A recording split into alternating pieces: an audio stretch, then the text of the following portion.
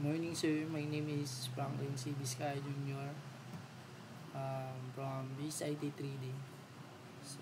So here's my demonstration in Access Port and Cisco Packet Tracer. So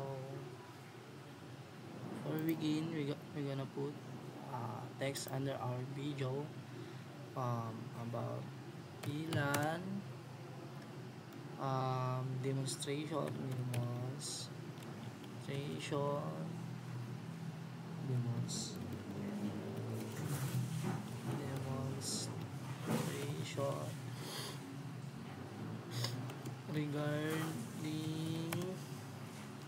regarding VLAN with access port.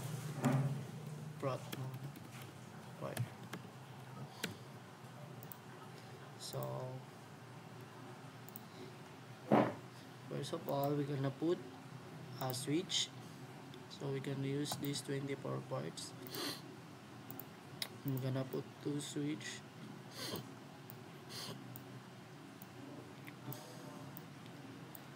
So first is we have at switch. Meron na tayong dalawang switch na nilagay. So next, lalagay na tayo ng PC, PC1 and PC2 and then PC3.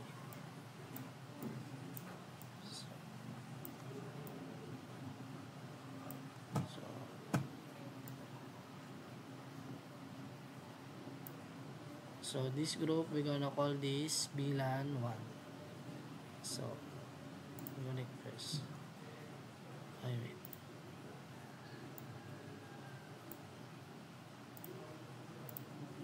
We're gonna call this VLAN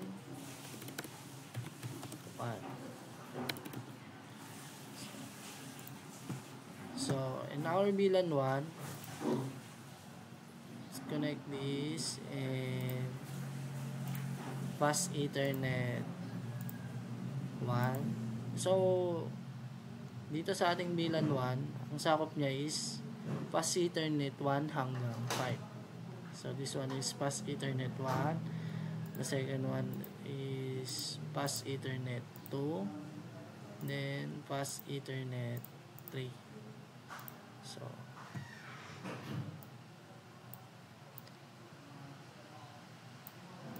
it's our VLAN 1.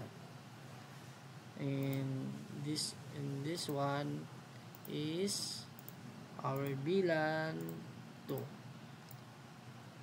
Sa ating VLAN 2, ang sakop niya is Fast Ethernet 6 hanggang 10.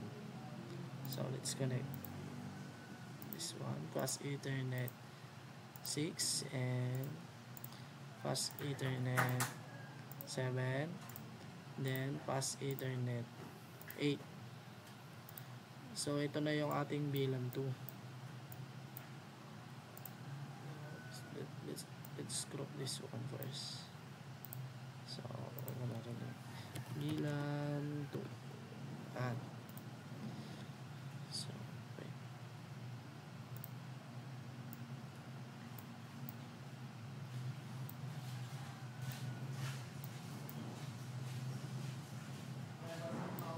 So ang sakop ng VLAN 2 is Fast Ethernet 6 to 10.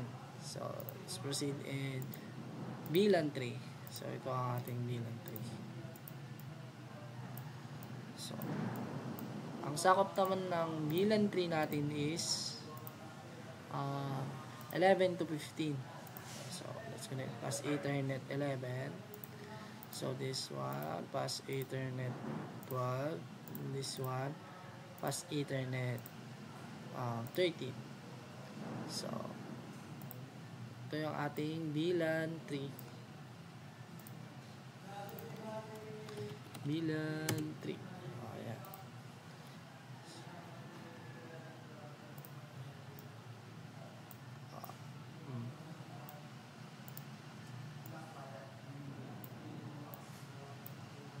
So, dito naman, maglalagay tayo ng pang-VLAN 4. Dito naman sa ating VLAN 4, ang sakop niyang fast Ethernet is 16 to 20. So fast Ethernet 16, fast Ethernet 17, then this one fast Ethernet 18. So ito yung ating VLAN 4. So, VLAN 4. Then nakikita nyo dito sa ating switch 1, wala pa siyang mga gaya nito VLAN 1. So same process, parang ganito rin. So ilalagay tayo ng PC for our VLAN 1. So this one, VLAN 1.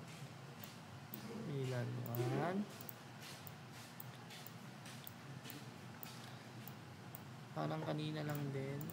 So ang sakop na ulit ng VLAN 1 is fast Ethernet 1 to 5. Ito PC13 is fast Ethernet 2, and this one fast Ethernet 3.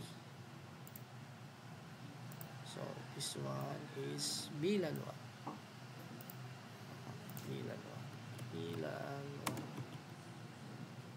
Then still proceed na naman tayo sa ating VLAN 2. Dito na lang yung VLAN 2 natin.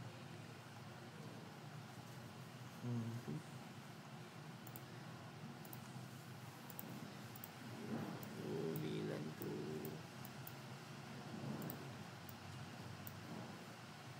Sakop naman ng ating VLAN 2 is fast Ethernet 6 to 10. Fast Ethernet 6, fast Ethernet 7, fast Ethernet 8. So yan na yung ating VLAN.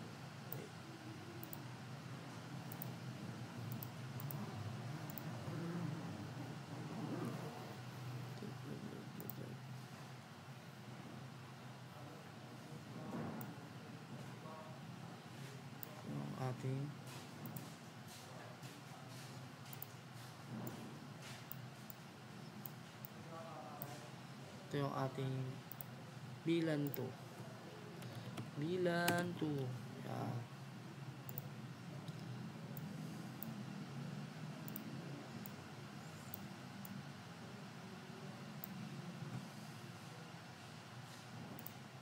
So sa ating VLAN 3 naman, tayo dalawa. Yan. Ito ang ating VLAN 3. Sakop naman ng VLAN 3 is fast Ethernet 11 to 15. Fast Ethernet 11. Then this one also is fast Ethernet 12. So this one is our VLAN 3.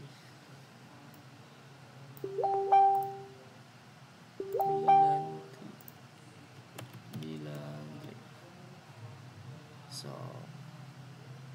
in our VLAN 4 naman, lalagay tayo na 1, 2, 3, 4. So sakop din naman na ating VLAN 4 is fast Ethernet 16 to 20. So let's connect this one first. Fast Ethernet 16, then fast Ethernet 17, then fast Ethernet 18, and then fast Ethernet 19. So, that's our bilan 4. So, makikita nyo dito wala pang connect or hindi pa na-connect ang ating switch 1 saka switch 2. So ngayon gagawin natin bawat isang bilan may mga available pang port na natitira.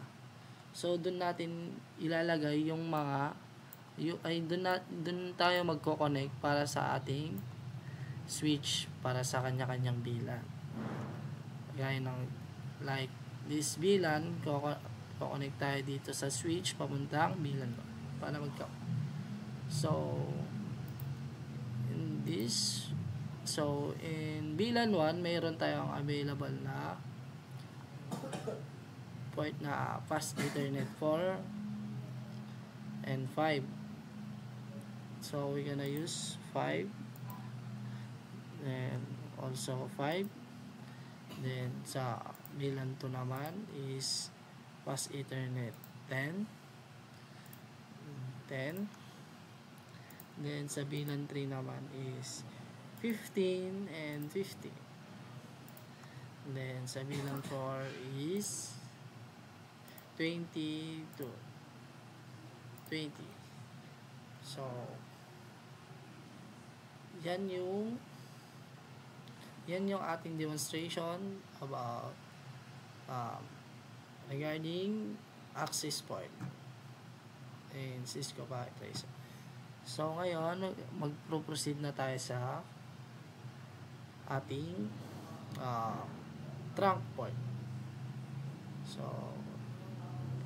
let's save this one first. Save. Then we're gonna open the trunk port. So let's put text first in this bilan demonstration regarding bilan with trunk port.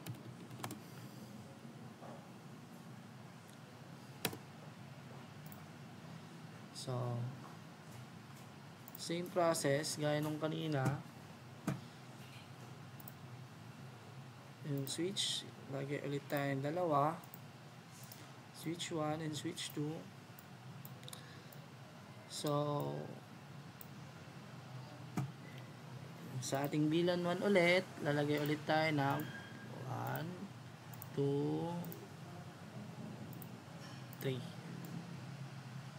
Ganun pa rin. Sakop nito sa ating fast Ethernet is 1 to 5 fast Ethernet. 1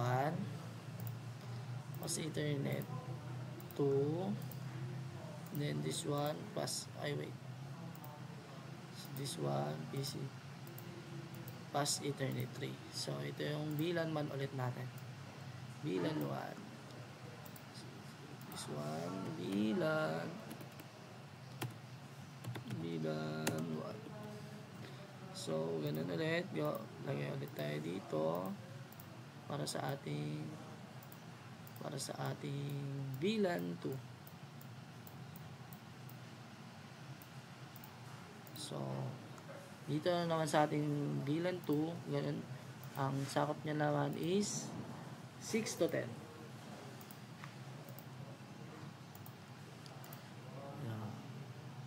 6 to 10. Then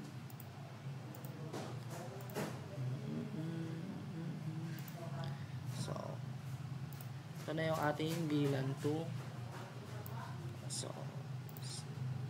name this bilan 2. Yan.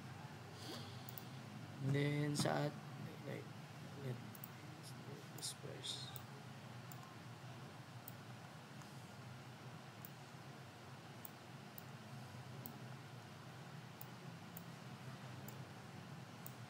clear na lang natin.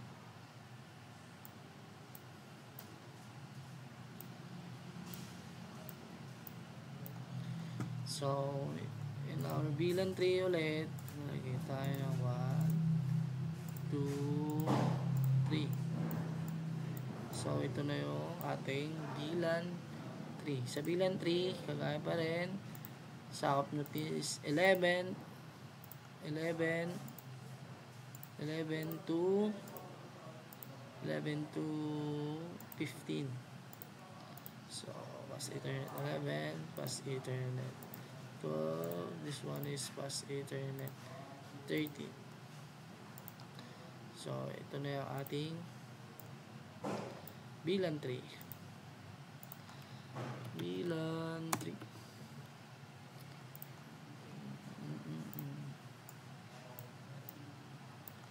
So, bilang 4 naman, lalagay ulit tayo. 1, 2, 3. So, dito naman, ang sakop niya na naman is 16 to 20. So, plus Ethernet 16, then plus Ethernet 17, then this one, plus Ethernet 16, 17, 18. So, yan na yung ating bilan 4.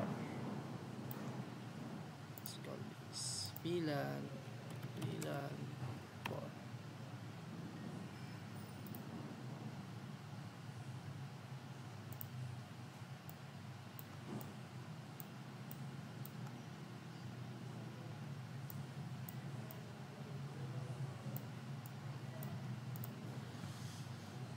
So, ganun pa rin. Dito naman sa kabila, same process like before.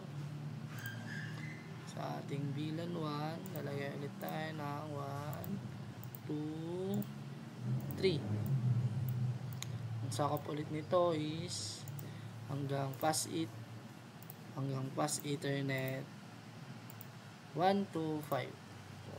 Pass Ethernet 1, then ito pass Ethernet 2. Then, ito naman pass Ethernet 3. Wait, kamali.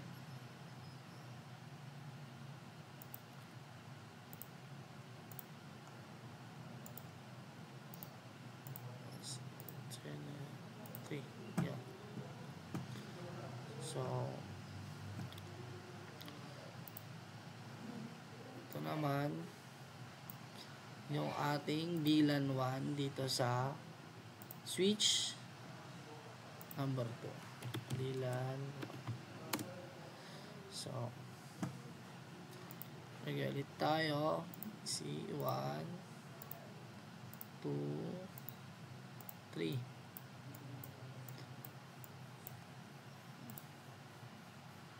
So, dito naman, sakop niya is 6 to 10. Sa ating bilan 2. Pass Ethernet 6, pass Ethernet 7, then pass Ethernet 8. So, eto na yung ating bilan 2.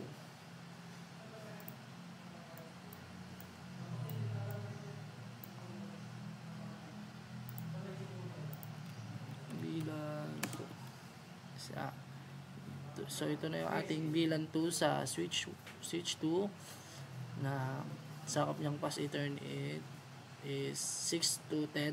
Then, ito naman sa 1 is 1 to 5. Then, play na naman tayo dito sa ating bilan 3. Sakop naman ng bilan 3 natin is pass Ethernet 11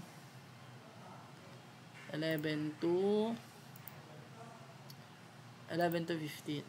So, pass Ethernet 11, pass Ethernet 12. So, ito yung ating bilan 2. ay 3, sorry. VLAN 3 pala. So, ito naman sa ating VLAN 4. 2, 3.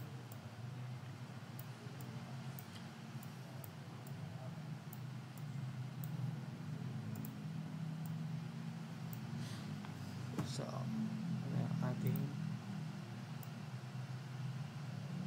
VLAN 4.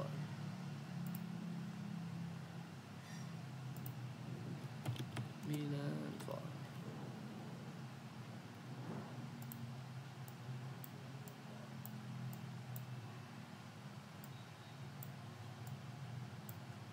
So, sakop naman ng VLAN 4 natin is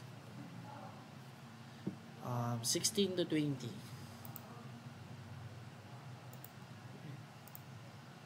Plus Ethernet 16, then plus Ethernet 17, then plus Ethernet 18, and then plus Ethernet 19. So yun, nakagawa na tayo ng mga VLAN sa kanya-kanyang switch. So dito naman, gagamitin natin ngayon para makonect tong dalawang switch para dito sa lahat is this one is so fast Ethernet 20, then same lang dito sa kabilang switch.